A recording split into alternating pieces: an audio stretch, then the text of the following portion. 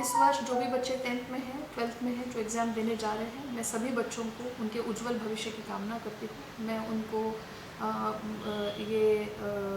विश्वास दिलाना चाह रही हूँ कि आपने मेहनत की है और आप अच्छे से इसको परफॉर्म करेंगे। हम सब लोग आपके साथ हैं और मैं खासकर गार्जियंस को भी कॉन्ग्रेचुलेट करना चाहूँगी कि आपने अपने बच्चों के लिए यहाँ तक उनको मेंटली प्रिपेयर करके लाया है और थोड़ा सपोर्ट दीजिए, वो अच्छा ज़रूर बेहतर करेंगे। अनेक अनेक शुभकामनाएँ। सबसे बड़ी चीज़ है समय। तो आपको जितने सारे क्वेश्चंस हैं वो एक दिए हुए समय में ही सॉल्व करने हैं। तो आपके ओएमआर शीट में दिए हुए सवाल हो या इससे टाइप आपके आंसर्स लिखने हो, मल्टी चॉइस क्वेश्चंस हो या लॉन्ग सब्जेक्टिव आंसर्स हो, आपको उसको एक समय सीमा में ही कंप्लीट करना है। आप 1 या 2 या 3 क्वेश्चंस को जस्टिफाई करने के चक्कर में आप चौथा या पाँचवा प्रश्न अगर छोड़ रहे हैं तो वो आपको अच्छे मार्क्स नहीं देगा। सारे क्वेश्चंस आपको अटेम्प्ट कर लेंगे, मॉडरेटली सभी सवालों को आपको जवाब अच्छे से लिखना है, जो पूछा है वही लिखना है। अगर आपके पास कोई अच्छा उदाहरण हो, एग्जाम्पल्स हो जो टीचर्स ने दिया हुआ हो, उसको कोट करना है। कोई आप फिगर, डायग्राम, टेबल इसके साथ अपने सवाल को सब्सटैंशिएट कर सकते हैं तो उसको ज़रूर करना है। साइंस के क्वेश्चंस में इनवेरिएबली आपको डायग्राम्स यूज़ करना है। मैथ्स में आपको किसी भी स्टेप्स को बिना डिलीट किए अच्छे फॉर्मूला देते हुए एक स्टेप बाय स्टेप सवाल की तरफ आना है। तो इन सारे सवालों को अगर आप इन सारी चीज़ों को अगर आप एक बार माइन्यूटली देखेंगे तो मुझे नहीं लगता कि एग्ज़ाम कोई बहुत ही बड़ी ऐसी कोई चुनौती है। और कई बार क्वेश्चन पेपर हो जाने के बाद लोग अगर सही नहीं गया है तो उसके बारे में चर्चा करते हैं या उस की उदासीनता अगले वाले पेपर्स में रिफ्लेक्ट होती है। नहीं, वो क्वेश्चन पेपर सॉल्व हो चुका है, उस दिन का काम ख़त्म हो चुका है, आने वाले सेकंड पेपर के लिए आपको तैयारी करनी है और एकदम एंड तक आपको ये टेम्पो मेंटेन करके रखना है। ऑफकोर्स गार्जियन का सपोर्ट तो रहता ही है, बिना गार्जियन के, बिना पेरेंट्स के सपोर्ट के बच्चे वो मेंटल टफनेस या सेल्फ मोटिवेशन पे ज़्यादा देर तक नहीं चलते हैं। पेरेंट्स का मोटिवेशन बहुत मायने रखता है। तो गार्जियन को खासकर ये ध्यान देना है कि अनड्यू प्रेशर ना दे अपने बच्चे पे। बच्चे ने अच्छा किया है और तुम अच्छा करोगे, ये विश्वास उसको दिलाते रहे। अगर कोई पेपर टफ जाता है, एक आध पेपर, तो तुरंत उसका एनालिसिस ना करते रहे, बल्कि उसको सेकंड डे के लिए या सेकंड पेपर के लिए मेंटली तैयार रखें। आप अपने बच्चे को अच्छे से खाने पे उसका ध्यान दें। गर्मी शुरू हो गई है, दिन के एग्ज़ाम्स है, अच्छे से हाइड्रेट रखें। कई बार हम देखते हैं कि मेंटल स्ट्रेस इतना होता है बच्चों को कि कोई फेंट होके गिर रहा है या बिना खाना खाए आ रहे हैं।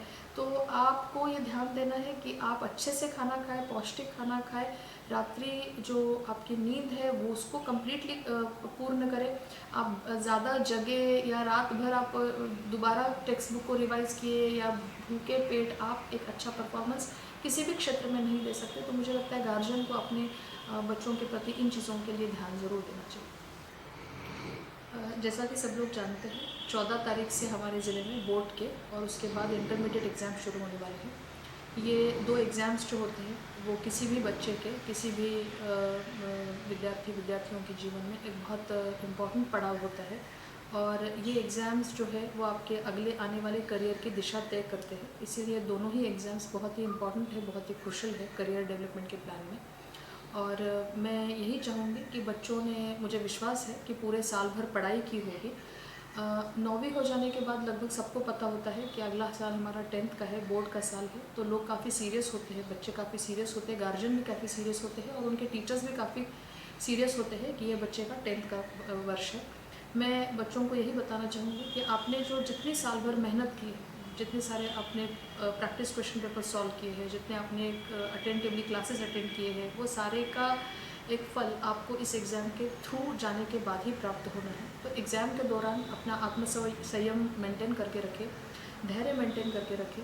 कई बार ओवर परफॉर्मेंस के प्रेशर में या फिर बहुत अच्छा प्रिपरेशन हो जाता है या सारे जगह पे इसके बारे में बात हो रही है करके बच्चे प्रेशर में आ जाते हैं। तो किसी भी प्रकार का प्रेशर न ले, अपना संयम मेंटेन करें।